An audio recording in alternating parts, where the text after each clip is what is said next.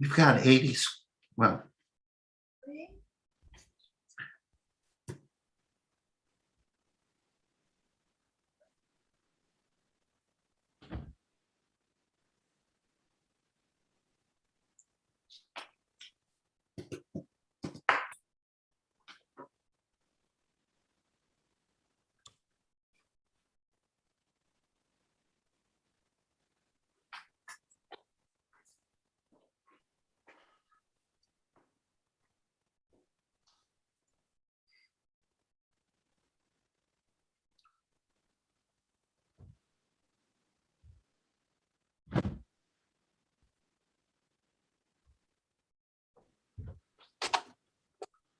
See, it fills up the whole screen. How do I get to my text? Why do you have to get to your text? Because I'm reading my text off of the monitor. Why? You can read it from your.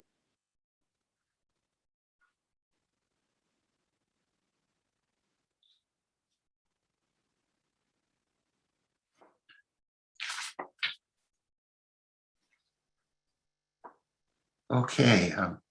Citra, are you ready? Well, not quite. I'm trying to figure out how I can see my text. Okay. Huh? Try it again. Exit full screen. Ah, okay. Okay. Is that good? Yeah, That should it's be. okay. It's all right.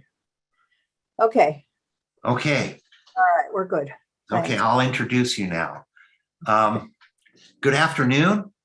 My name is Richard Hecht. I'm Emeritus Professor of Religious Studies at the University of California at Santa Barbara. And it's my pleasure, a real honor today to introduce one of the most significant scholars in Hebrew and Jewish literature from the Hebrew University of Jerusalem. And I'll give her an introduction in just a moment, but this is our 25th anniversary year. And over the past 25 years that we've been doing this, we brought together for the campus at UCSB and the community of Santa Barbara and the immediate environs, almost 300 people and events. And today is really, really special. We have put together, I hope, a very strong program for the entire year, but today is very special. It is indeed a great honor to introduce Sidra DeHoven Ezrahi, who is Professor Emerita of General and Comparative Literature at the Hebrew University of Jerusalem.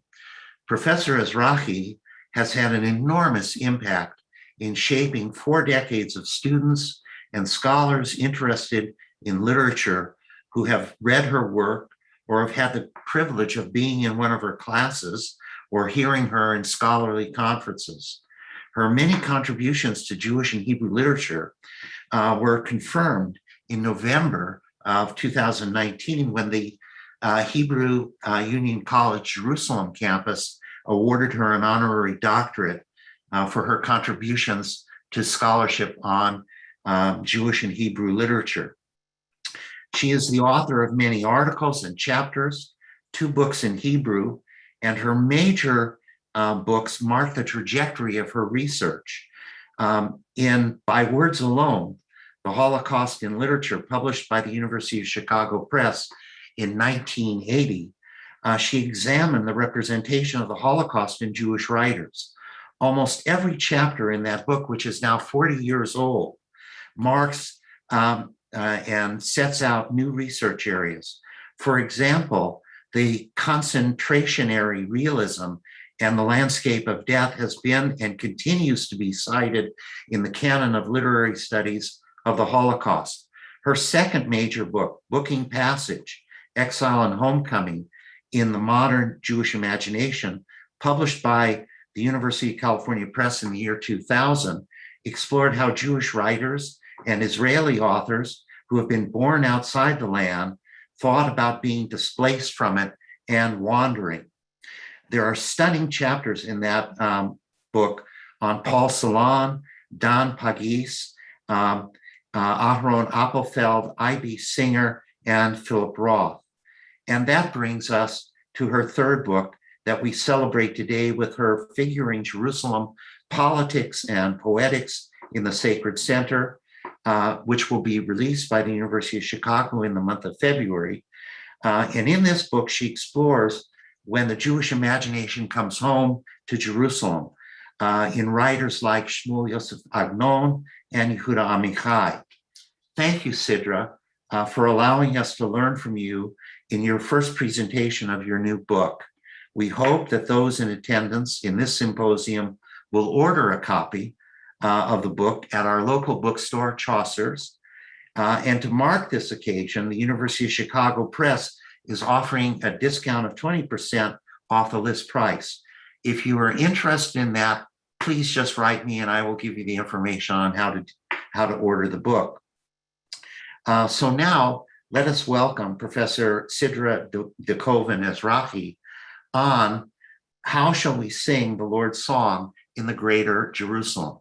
Please welcome Professor Ezrahi. Oh, thank you so much, Richard. It's okay if I call you Richard and not Professor Hecht?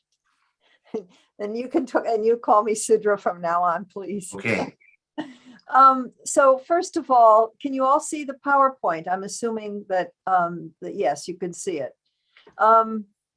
Allow me to thank those who have sponsored the event and those who are behind the scenes, monitoring the amazing technology that has allowed us to gather virtually during these trying times. And that includes Dr. Maeve DeVoy, Alma Mendoza, and Madden Westland, who are undergraduate students, Professor Lee Rothfarb, and of course, Professor Richard Hecht, whom I will talk about in a moment. This is, in fact, the maiden voyage of Figuring Jerusalem, which is, as you said, officially slated to appear in February. I'm especially delighted to be here in Santa Barbara, hosted by, and it's true that you were my former student, Richard? Yes. In what year should we divulge it? 1980, I think. Okay. A few years ago. As those of you on this call, on this Zoom, who are scholars and teachers know, next to our biological children and grandchildren, our most cherished progeny are our students. And when one's students have become one's interlocutors and teachers, it's doubly sweet. And in this case, Richard's writing on Jerusalem can be seen in many ways as complementary to my own.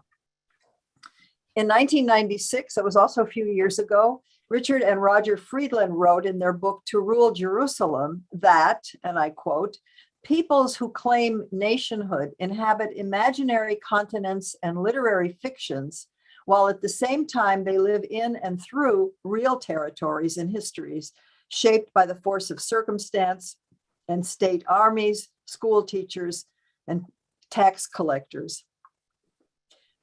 But while this book and other writing they have done have helped to set the stage for Figuring Jerusalem, I'm actually arguing for the value of those imaginary continents and of the imagination itself that should, I believe, be re-imported into the modern Hebrew landscape.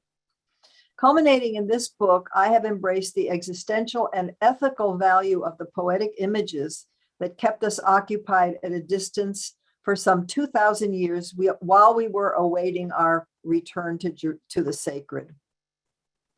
My central claim, in short, is that the imaginary or remembered continent that contains Zion and Jerusalem, and the literary representations that nourished the Jews over 2 millennia of self-styled wandering, or galut, should not only be useful to people undertaking to build a polity after all that wandering, but are actually the key to a more humane coexistence between rival contenders for the city.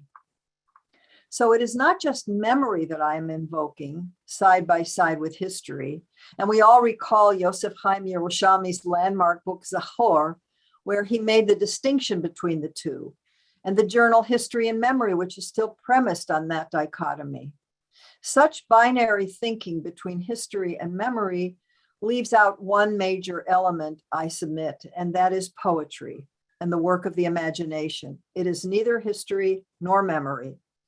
But we remember Aristotle, who told us that history is what has happened, poetry is what may happen.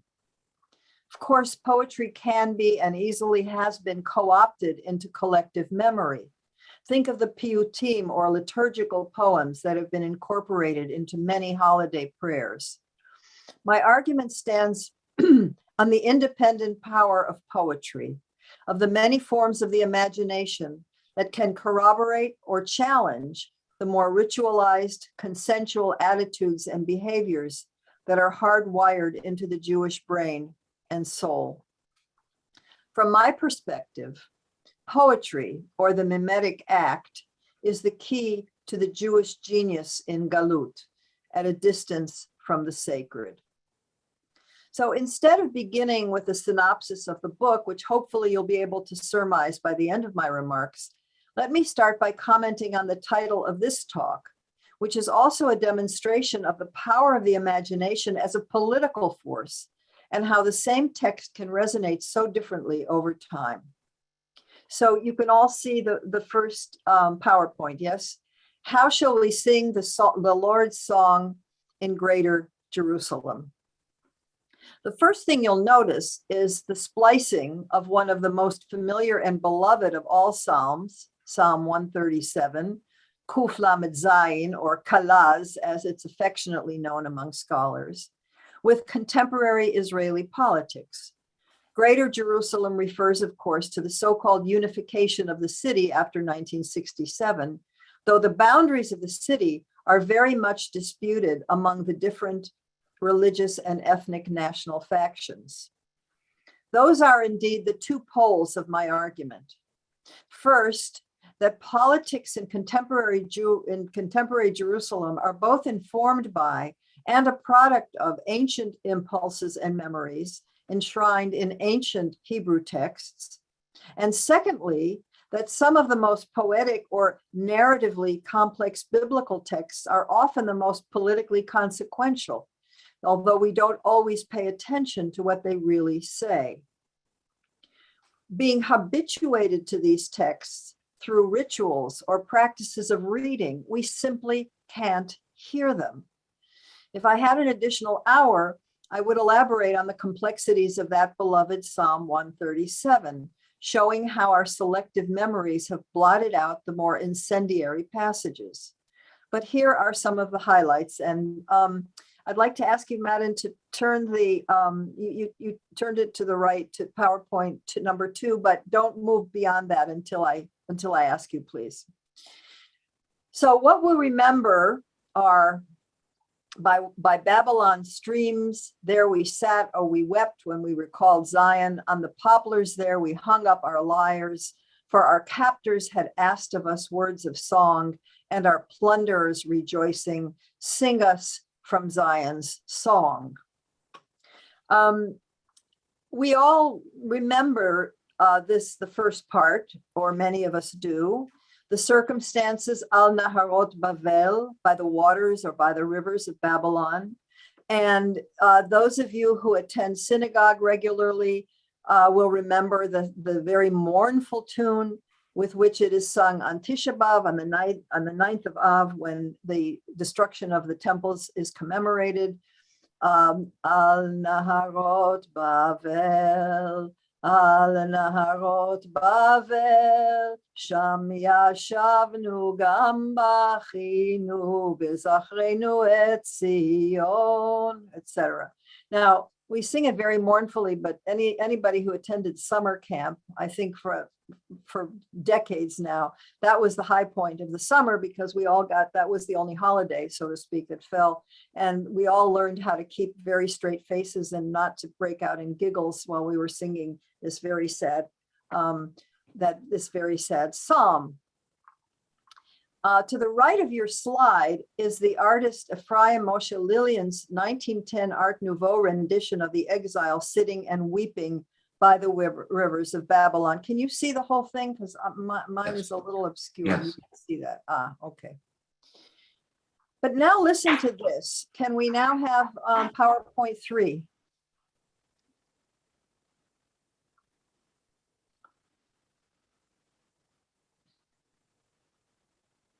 Whoops, what happened?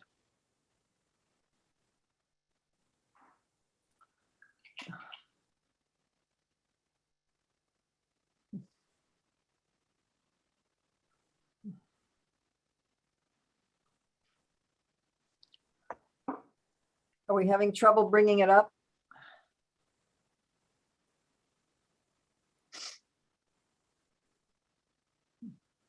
Okay, there it is. All right. Can we hear it? Can you all hear it? No, No, we can't hear it.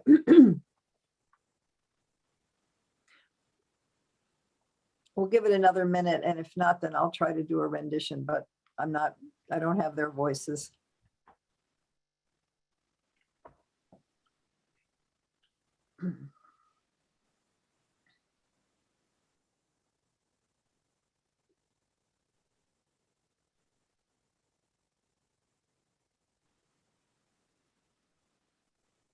Well, what you're seeing are the Melodians. Many of you are familiar with this. From 1970, they were a Jamaican Rastafari trio, and they're singing "By the Waters of Babylon" and so on. I'm sorry we can't hear it. It's actually quite lively, but we're not hearing it, Madden. So I think we should just stop.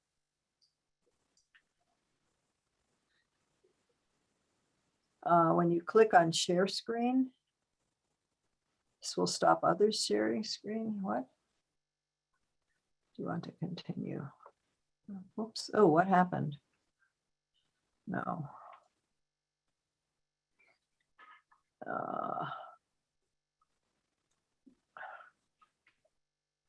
so What is this? let's try it again.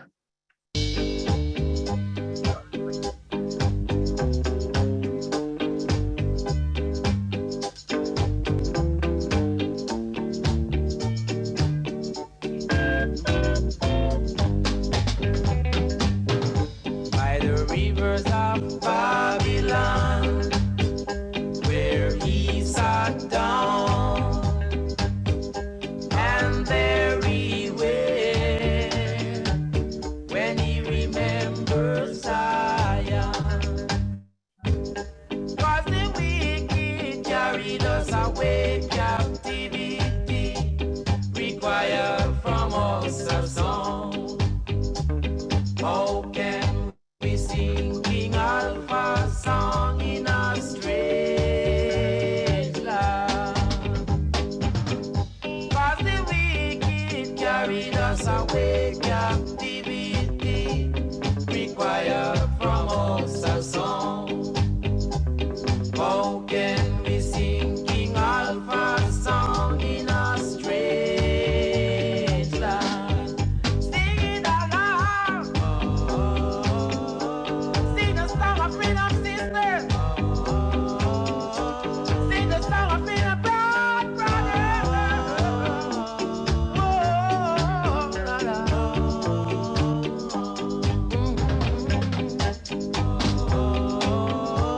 We gonna sing and shout it. We gonna jump and shout it, yeah. Shout the song of freedom now. Whoa, whoa, whoa.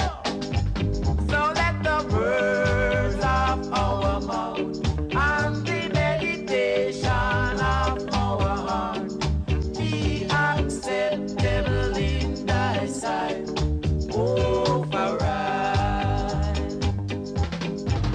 So let the words of our mouth and the meditation of our heart be acceptable in thy sight, override. Okay, that's enough. We can stop there. Madden, thank you. Thank you.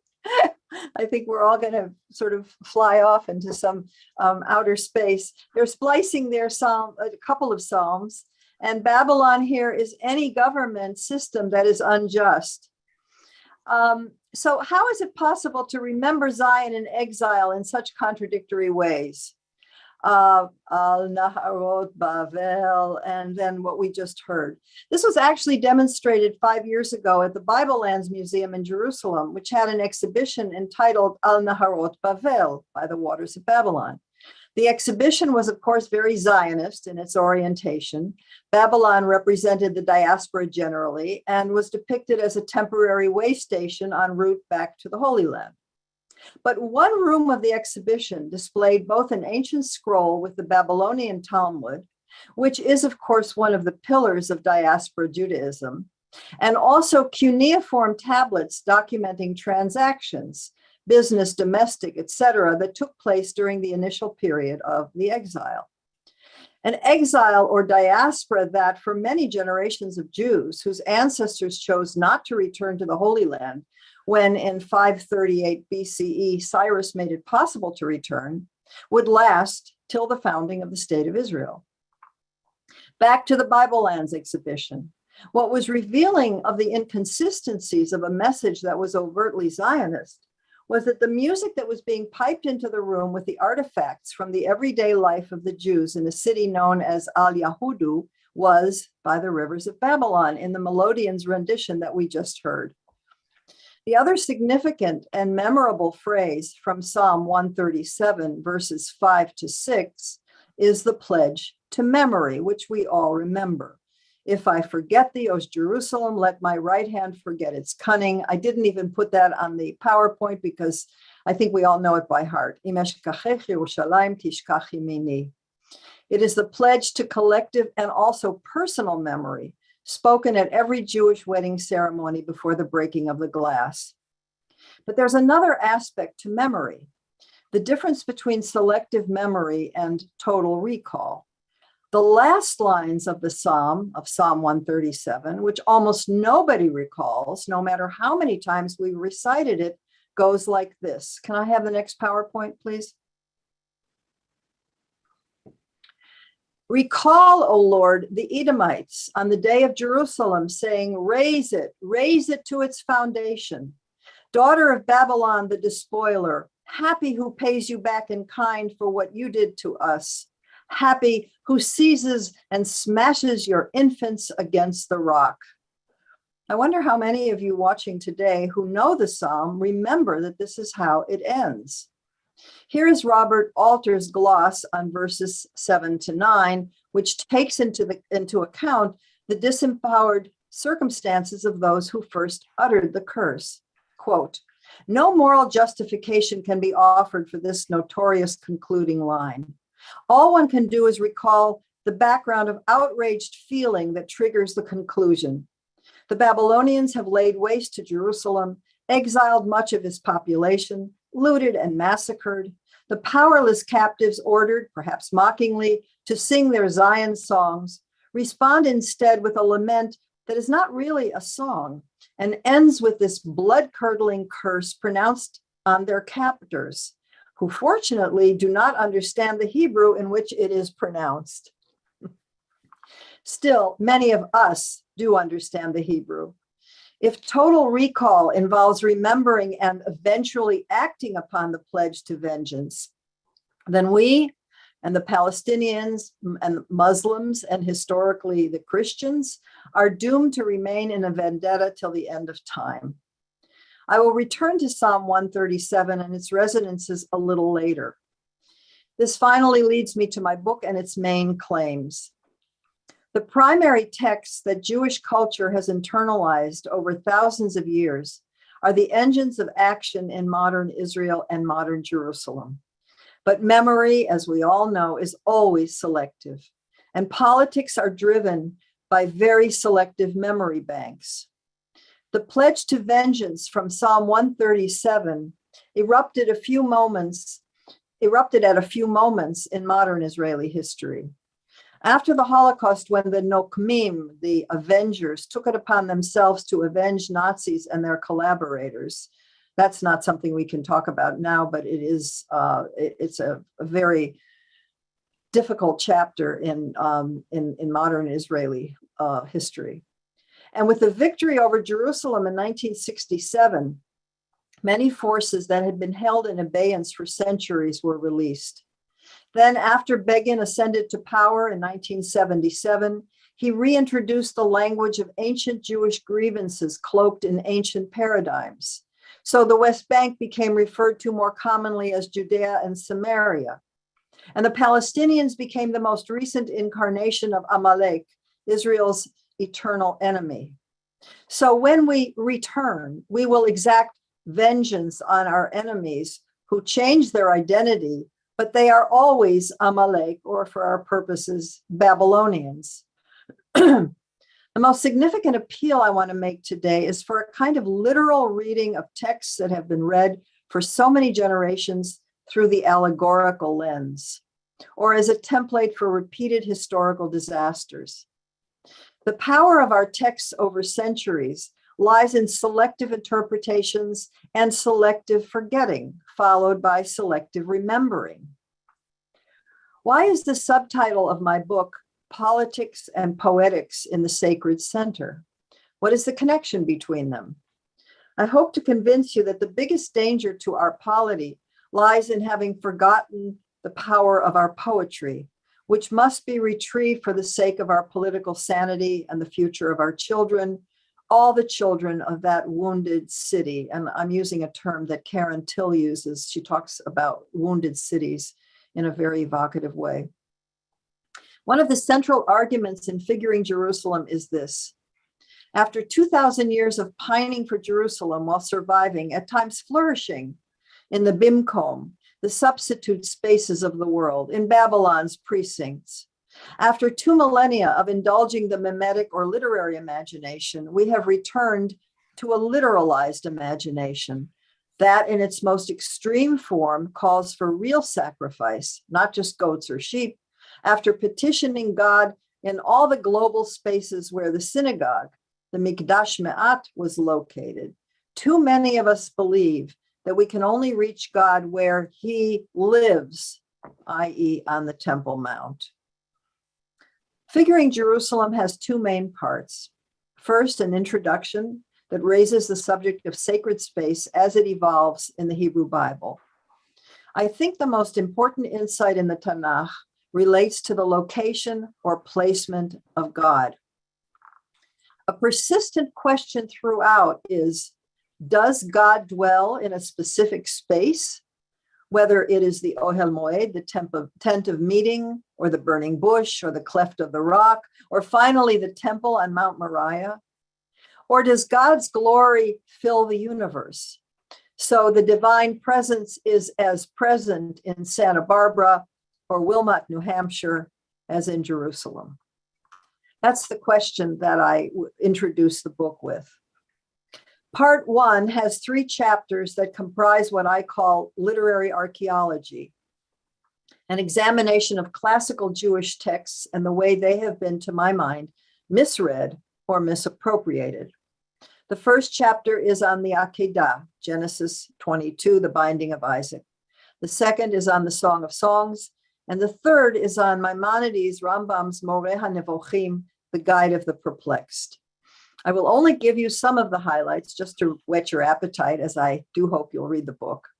So first, the Akedah, the binding of Isaac. As I claim with all of these texts, centuries of appropriation have read into the meanings and resonances that go against what is plainly written.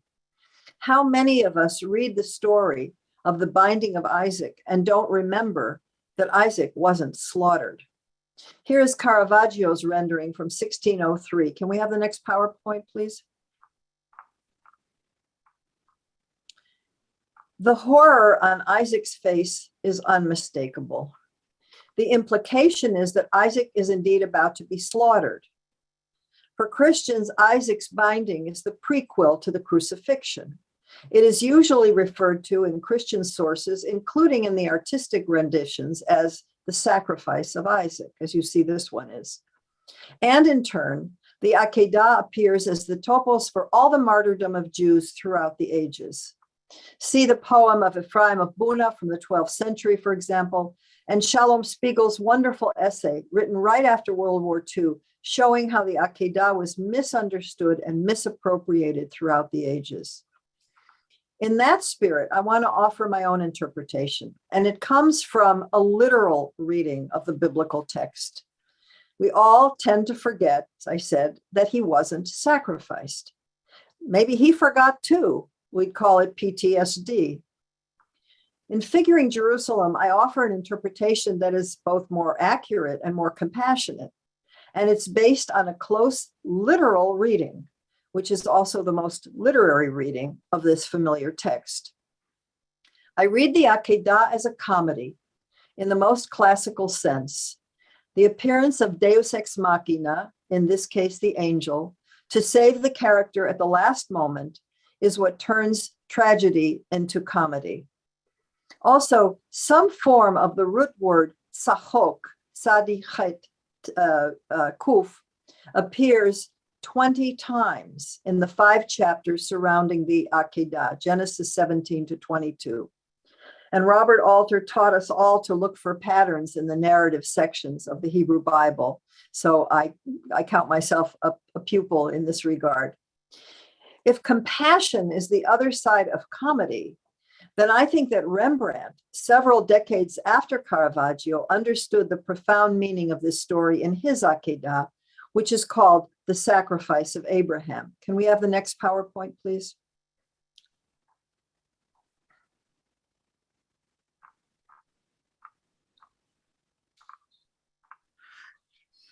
I don't know how many of you are familiar with this one, but just look at the compassion on the angel's face and look at the way in which it's not even clear if it's Abraham. Actually, it's Abraham covering his son's eyes. Continuing in the same vein, I turn to another classical biblical text, the Song of Songs, and argue again that the text has been misread and misappropriated over the generations. I tend again to read both texts literally, resisting the temptation to import the centuries of appropriation and interpretation. What I'm arguing against the grain, so to speak, is that Song of Songs is not a love poem to the city of Jerusalem, but it's just what it says, a love song between two nubile and very sensuous young people, each speaking in his or her own voice, and the various choruses of friends, brothers, and watchmen who surround them in Jerusalem. How do we know that the poem is located in Jerusalem? Well, you all know how it starts, Shir HaShirim Asher LeShlomo, which can be translated many ways, but let's just say the Song of Songs, which is Solomon's, which means either that it belongs to Solomon, that he wrote it, he appropriated it, he owns it.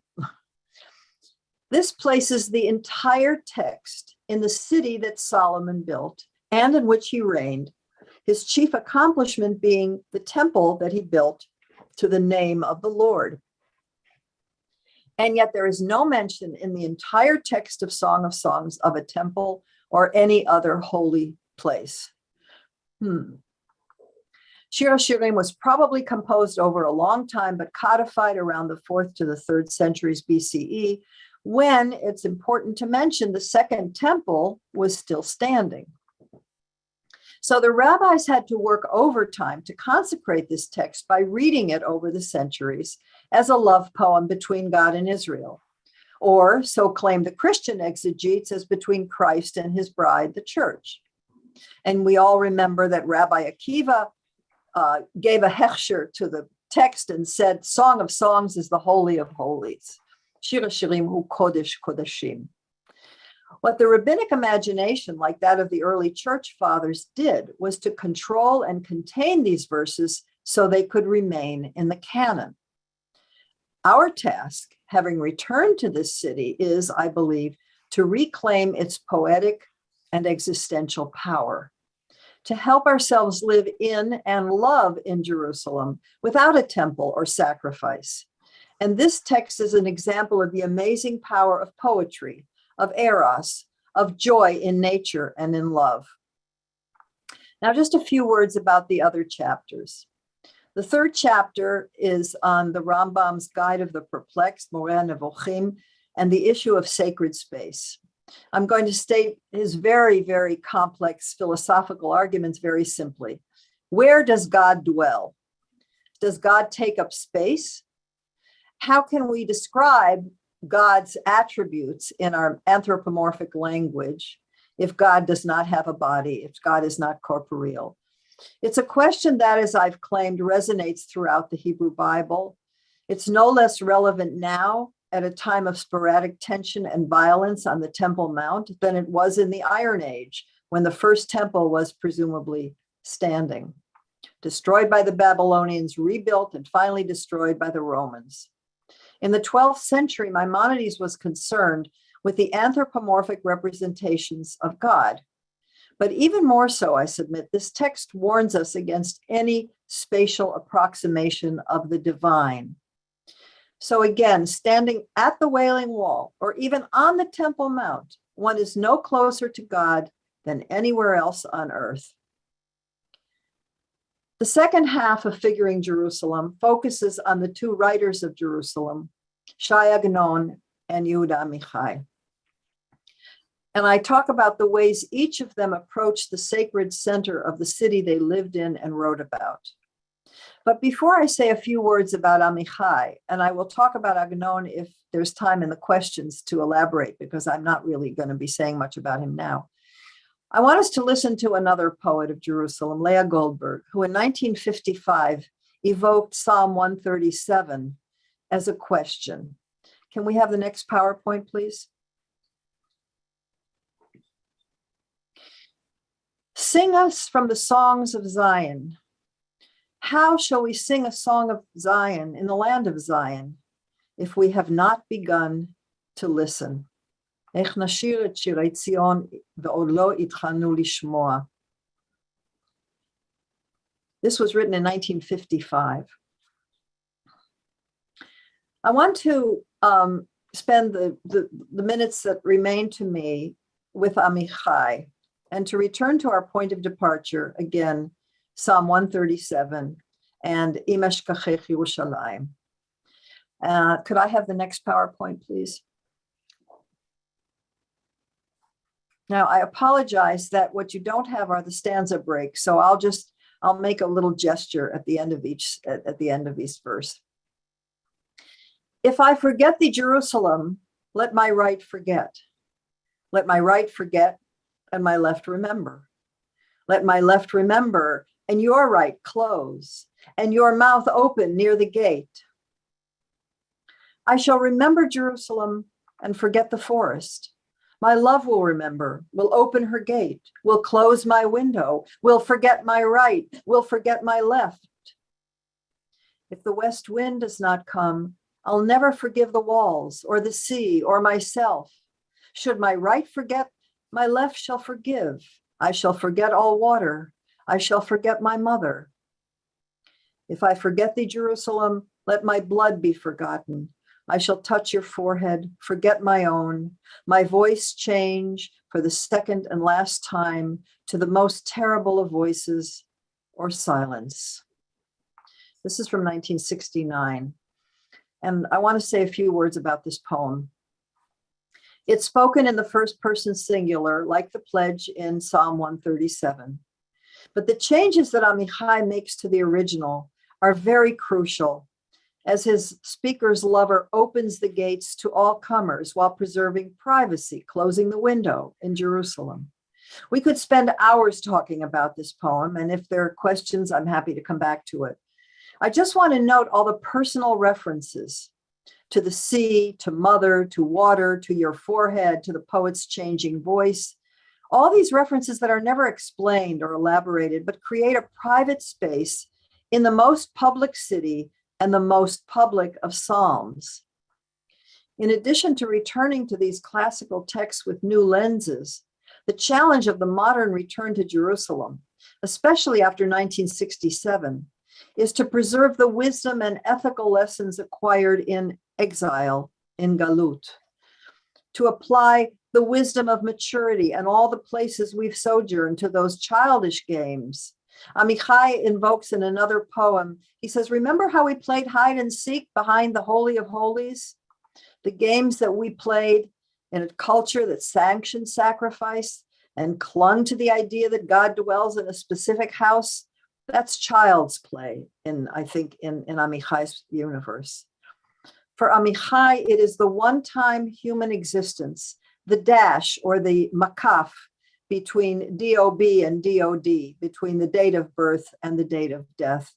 That is the most precious and the most imperiled value. As I begin to wrap up, let me circle back to Richard.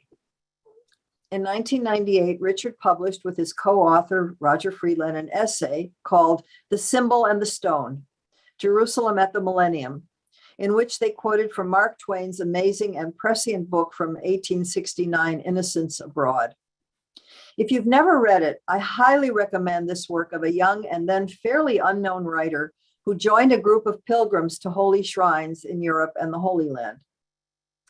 Richard and Roger focused in their essay on the conflict between symbols and sovereignty and the need to separate them in order to achieve peace.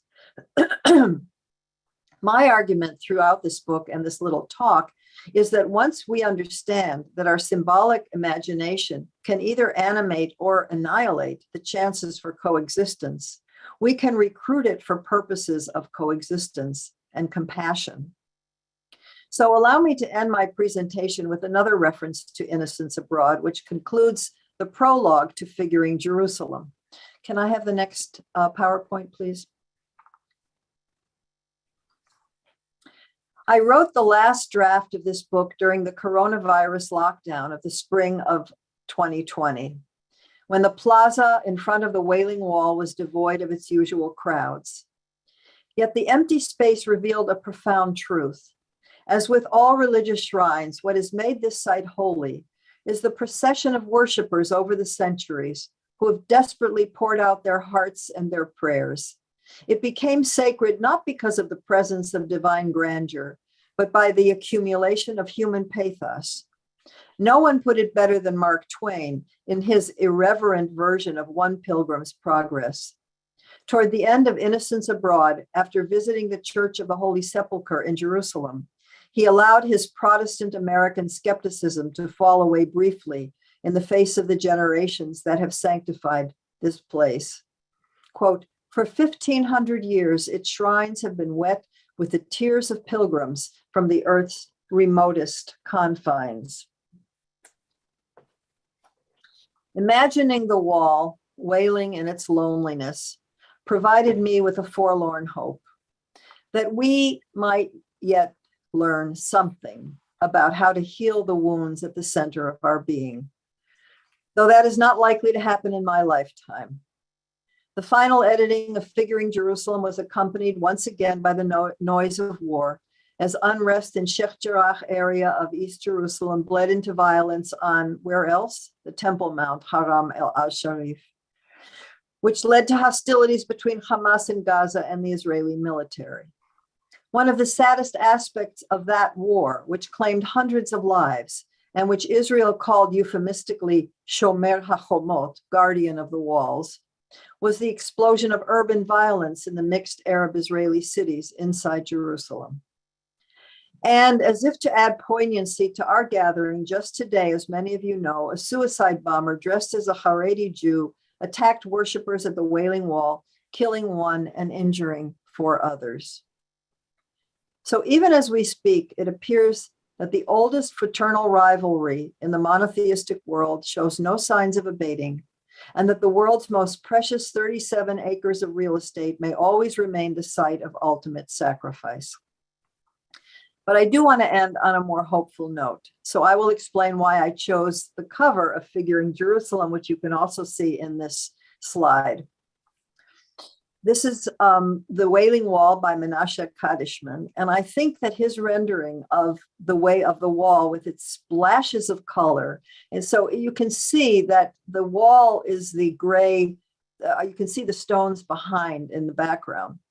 I think it's the best graphic representation of my argument, that if we learn to import the wisdom of 2,000 years of living at a distance from the sacred, wisdom that is actually encapsulated in our most sacred texts and our poetry and philosophy, if read with a fresh eye.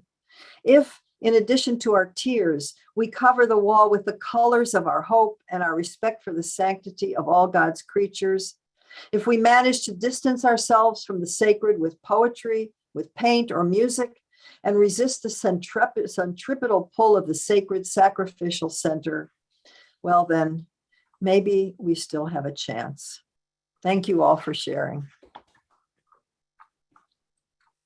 Sidra, thank you very, very much. And I invite people to use the question and answer. I want to start off by thanking you for making reference to Rogers and my research on the city of Jerusalem. And I'm dying to ask you, could you give us just a little foretaste, so to speak, of what you've done with Agnon in this argument? Well, I have to actually, I pair Agnon and Amichai. And I have 2 chapters on each. The first chapter on Agnon reads Agadat HaSofer, the tale of the scribe, and Agunot, which is, as most of you know, Agnon's signature story. And I pair those 2, and I talk about the ways in which there's a kind of resonance of Song of Songs. There's a resonance even of the Akedah in those two stories. But I talk about how radioactive sacred space is, whether it's the Ark in Agunot or the Torah scroll in Agadat HaSofer. It doesn't matter that it's not Jerusalem itself or herself. It's the same idea that when we worship objects, even if they're sacred objects above human love, then we're actually committing a terrible act. And I think that's in a very, very encapsulated way. The next chapter is a discussion of Tmol Shishom, of Only Yesterday, Agnon's magnum opus. Again, I read it because I'm reading it through the lens of the Akedah. I read the comedy that is under the tragedy of Yitzhak Kumer's life. And I don't want to go into the details now, but I'll just say one more thing. I think that Agnon, who only lived 3 years after the Six-Day War, was very ambivalent about approaching the sacred. In fact, his biographer, Yitzhak Laor, claims that he actually never went up to the wall itself. And in his writings, we see it. He's very wary of what the sort of messianic genie, which was let out of the battle, can wreak. But I think he always remained in the dilemma of, on the one hand, the desire and his characters are in that dilemma all the time, the desire to approach the sacred, and then the knowledge of how toxic it is. And what I'm arguing is that Amichai actually resolved that issue. But the Agnon chapters are, I think, a somewhat different reading from the readings of my esteemed predecessors and colleagues. We have a question actually on Agnon. Let me read it to you. Okay. In 1966, at Agnon's Nobel Prize banquet speech, right, he famously said, quote, "As a result of the historic catastrophe in which Titus of Rome destroyed Jerusalem and Israel was exiled from its land, I was born in one of the cities of the exile, but always I regarded myself as one who was born in Jerusalem," end quote. Jonathan Lebo then asks, is this aspect of memory, being born in Jerusalem, a memory in which a people can collectively cling to through tradition, a sign form of consequential text? The last sentence was a little bit unclear to me. Let me reread it again. Just the last part.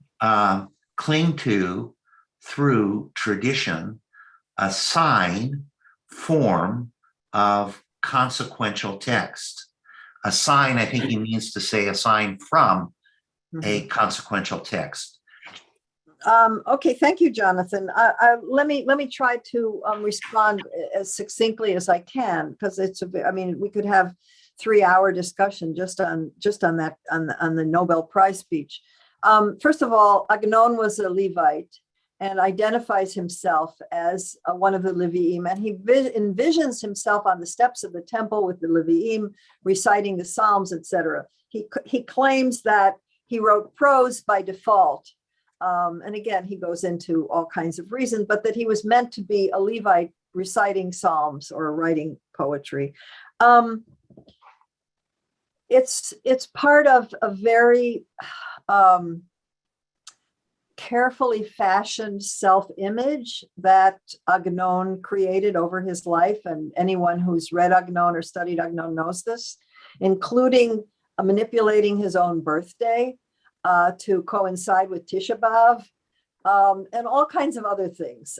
He was a consummate writer. He was an absolutely incredible writer. And I think that the claim that he really belonged to the line of Levites both shows his desire for a kind of return to that moment of the glory of the temple, but he doesn't really acknowledge here the dangers of it.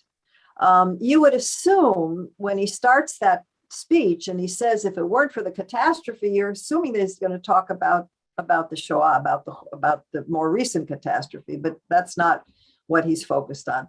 And as we know, catastrophes in Jewish memory are kind of piled one on the other, so they become one big pile of catastrophe. But that's just the tip of the iceberg. But thank you for the question.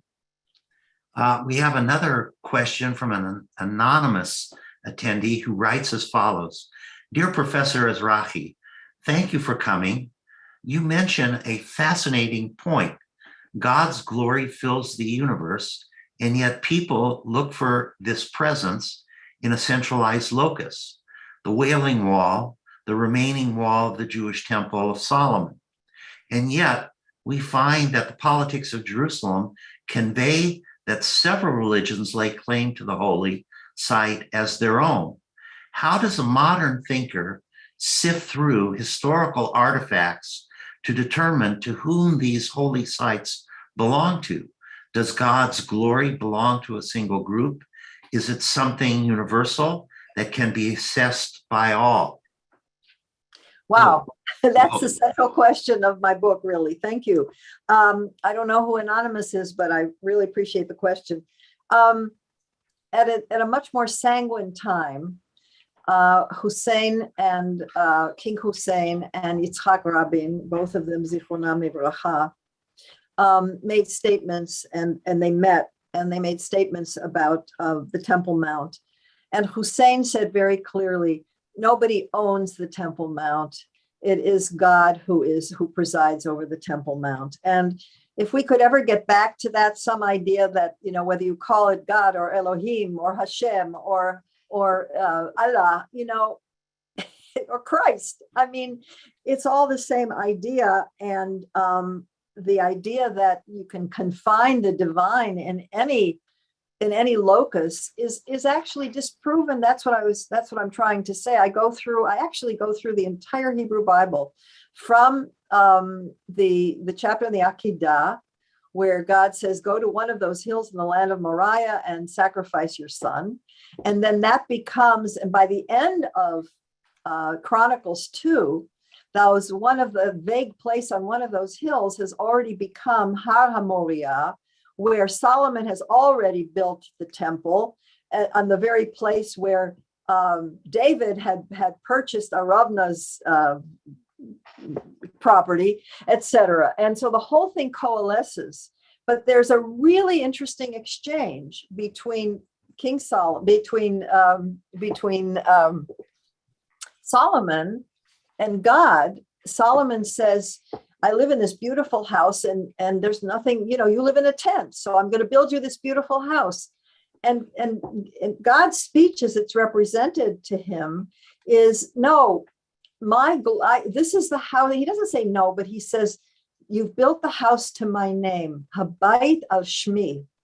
And the difference between the place where God lives and the place that God is named or called by humans who call him is the difference.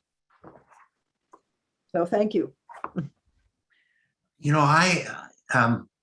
I found your reading of If I Forget the Jerusalem of Amichai, fascinating. I'd like to just push you a bit on that. What do you think the real power of Agnon's of Amichai's poetry is? What makes it so powerful, do you think? On the one hand, in this poem, it's wonderful because, as you put it, there's a intensely private space in an intensely public arena. So how do you understand the power of Amichai?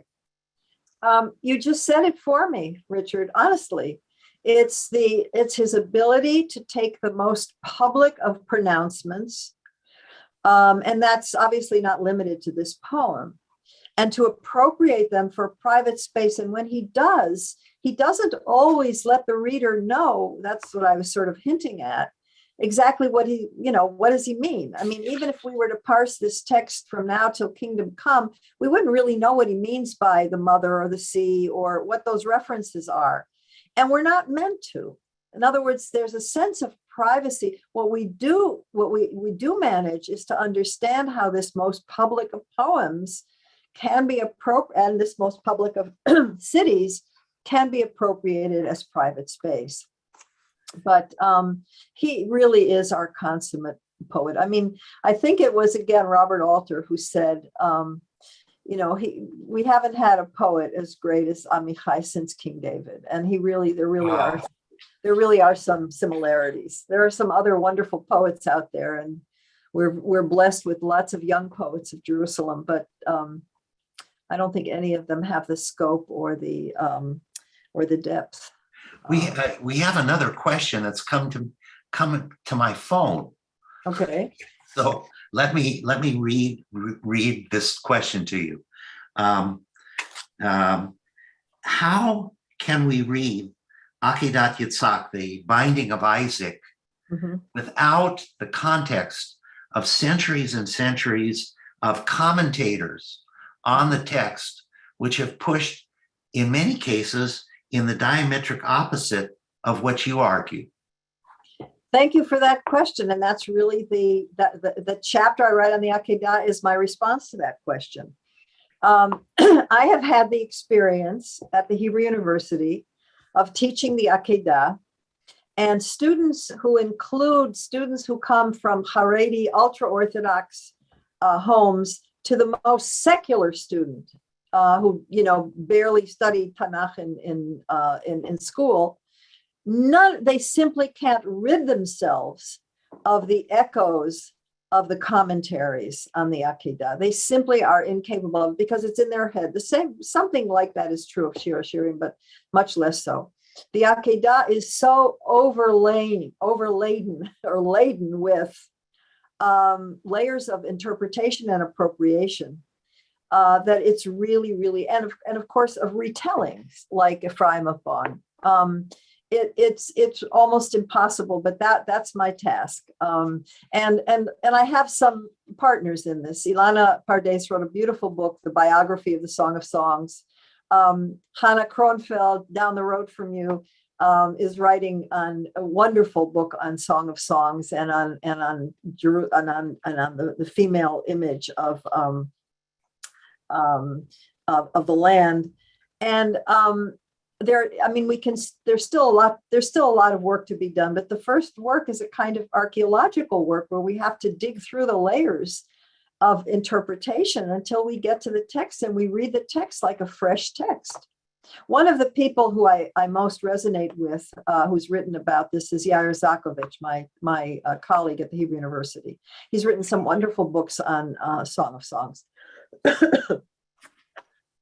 Another question from Peyton Bivona writes, great point about the Holy Land becoming toxic in the misunderstanding of texts. Would you then say that same toxicity spans into religion as a whole?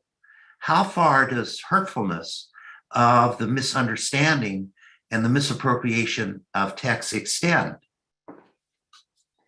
I think you could answer that question yourself. I mean, people who are fundamentalists, whether they're fundamentalist Christians, Muslims, or Jews, have a very narrow vision. And it's a vision that's proprietary, and only their position is, prevails.